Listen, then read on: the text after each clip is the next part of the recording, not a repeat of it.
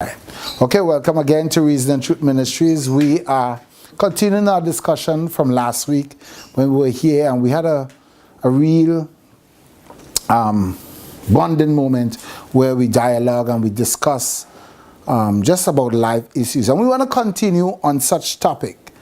We live in a culture, as I was saying before, where two things we are very reserved in talking about. Who can tell me what are those two things? Sex and religion. Sex and religion. One person inside it? Religion and politics. Religion and politics. Okay. That's all. That's the only two things we don't like to talk about in our culture. Sex, politics, and Money. religion. Money. But no, I think we do talk about money a lot. Let's talk about sex now. Huh? Depends on what type of age group. Okay, a lot of people talk about sex and what age group. Okay, so now, if such is the case, sex, religion, and politics, we don't like to talk about it. Why we don't like to talk about sex, religion, and politics? Who can tell me why? Controversy. Controversy. Lack of understanding. Lack of understanding. Contradicting views. Confusion. Ethics and contradicting views. Okay, right? Ethics. Somebody help me spell? ETHIC. Ethics, right? Ethics, right? And somebody said confusion. CON. Confusion. Controversy. Controversy. Because they have controversial views, like on those types of Control. TROV. E. TROVERCSY.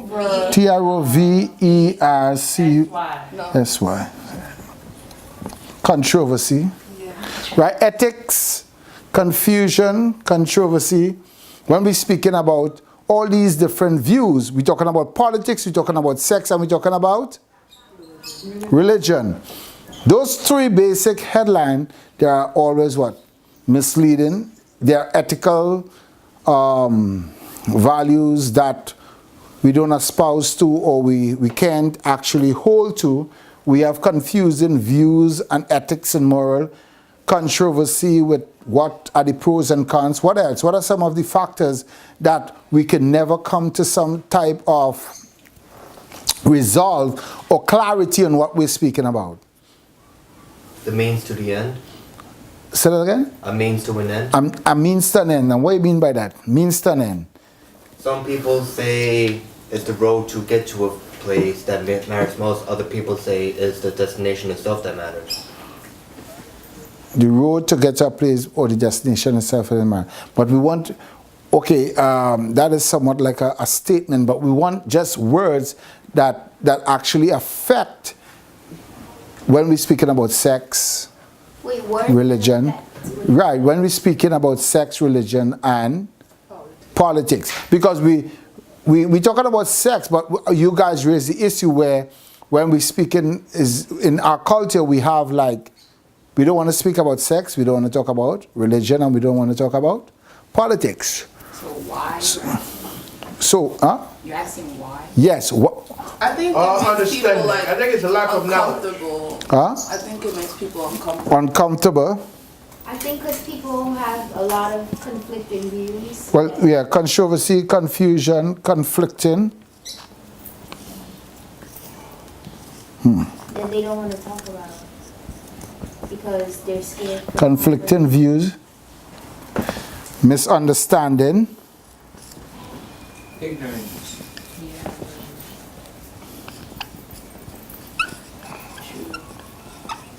Tradition. Ignorance. And, yeah.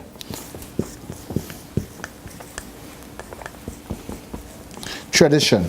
Okay, so now, Wait. huh? D-I. What is that? Tradition. Trinidadian. Thank you. Yeah, tradition. Listen, if you all don't help me, and that is my dilemma, right? I'm not afraid. That's my dilemma. If I tell you I can spell good, I'll be lying. I can't spell good.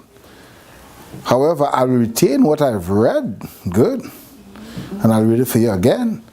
And I'll give you the concept and the principle in what I read and what we ought to adhere to and live by. That is important. Because knowing how to spell a word is good for communication one and for professional reason. However, not abiding by the principle or the essence or the necessity of what the word mean is what is critical. So we're looking at this word today, sex. We all know how to spell sex. S-E-X, sex, right? We all like sex. Some of us, well, like I say, some of us. Similar words to death? Huh? Similar words to death? Similar word to death? Yeah. Is that what you're asking? No. Okay, so now when we're speaking about sex, we are confused. There are controversy, conflicting views, ignorance, tradition, and ethics.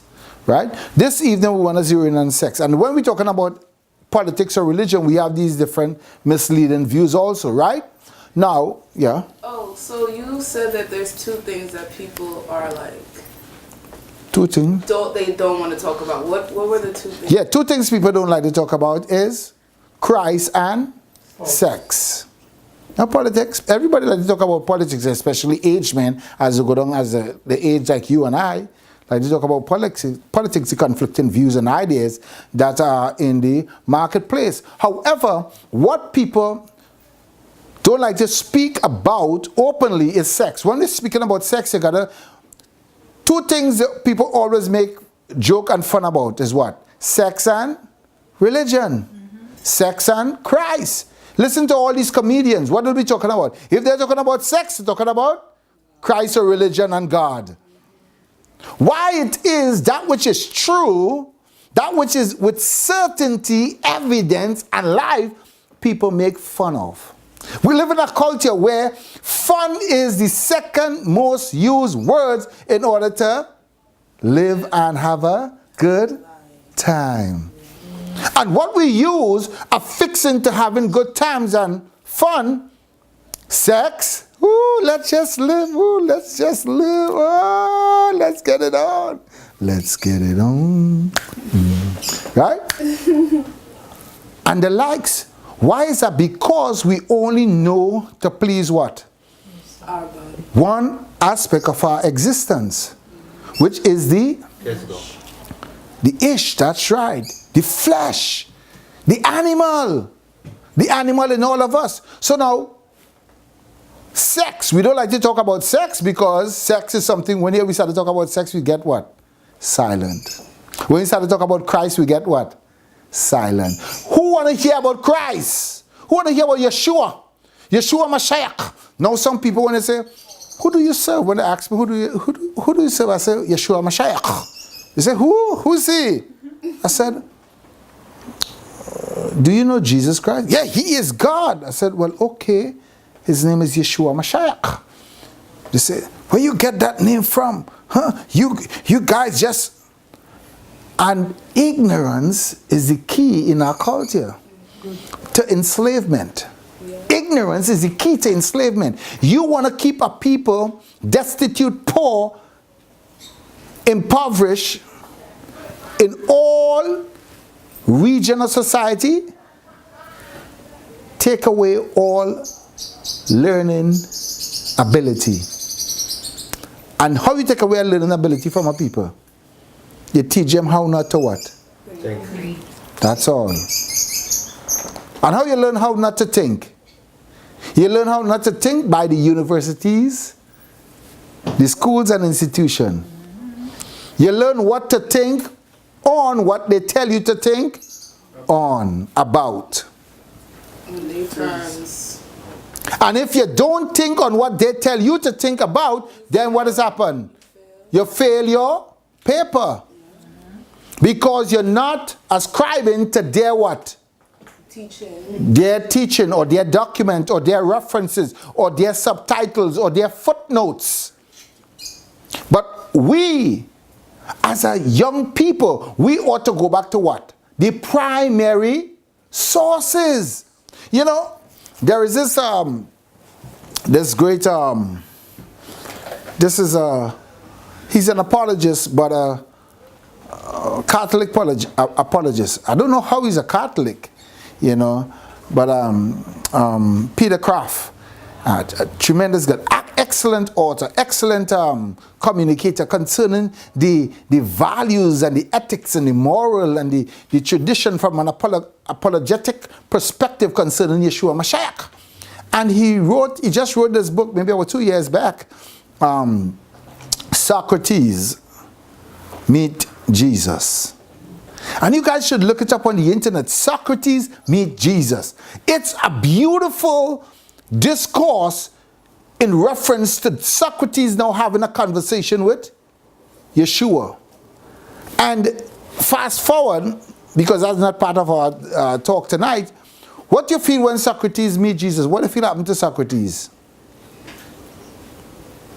Who could tell me? Huh? They would have a talk. Yeah, but what will happen to Socrates when Socrates meet Jesus? You don't have no more questions. Huh? Discomfort. Wait, what is Socrates? What? Well, no, because He's a philosopher. right, he's one. He is the person. He's what they call the godfly that they kill. He is the one that drank the hemlock because he taught young people how to think. And when you teach young people back then in Athens how to think, what do you feel the society is going to do you? They're going to kill you.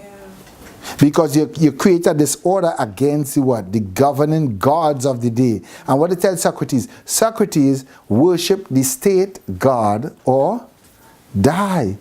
Because in Athens they had how many gods? Many gods. Because in Greece they had a god for water, they had a god for storm, they had a god for air, they had a god for everything, just as with the